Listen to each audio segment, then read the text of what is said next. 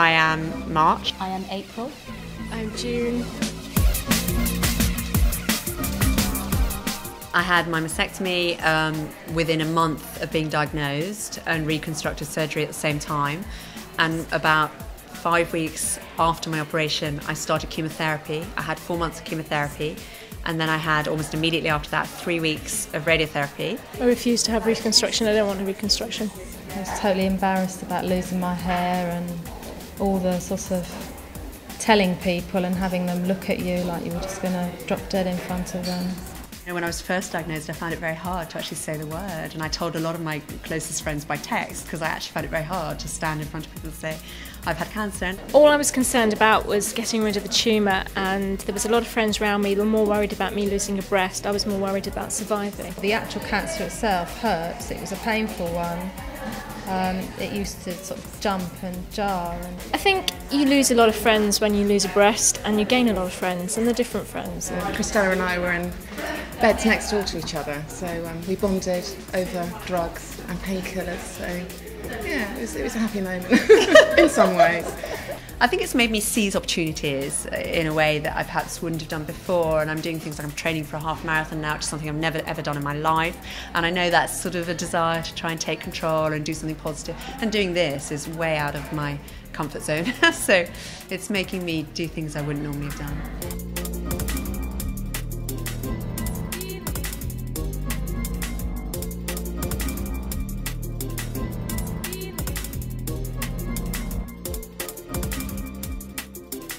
I'm Karen Robinson, photographer. I'm working for Marie Claire magazine.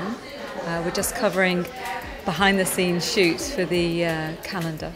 Our charity is called Bosom Trust, and the main goals are to raise awareness of mastectomies and provide support and a place where you can go and see other women's stories, have a feel for what it's all about.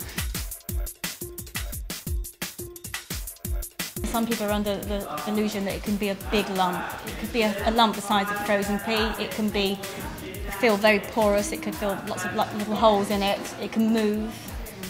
Just any sort of irregularities that you're not used to feeling in your breast, basically.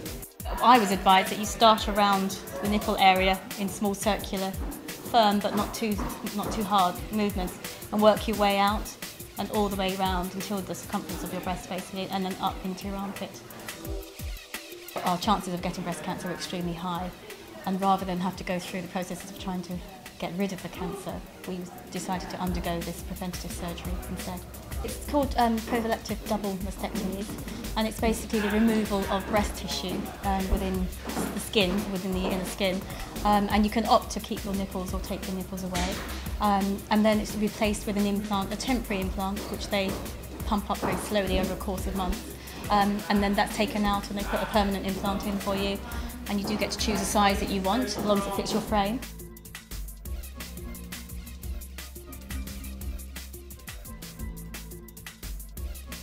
My breast cancer was not shown up on a mammogram, it wasn't shown up on an ultrasound. Don't think because you're young that you're free from it, because it's not, it's not the case. Unfortunately, the statistics are rising in the younger generation. We want to show we've not only survived the illness, but we survived the treatment, and here we are, and not only just here we are, but we're bigger and better and more confident perhaps in many ways than we were before. Definitely check, and don't be afraid to talk about it. I mean, I think fortunately women do talk, and they're quite good at talking, but it's nothing to be afraid of, and there's definitely life beyond it, without a doubt.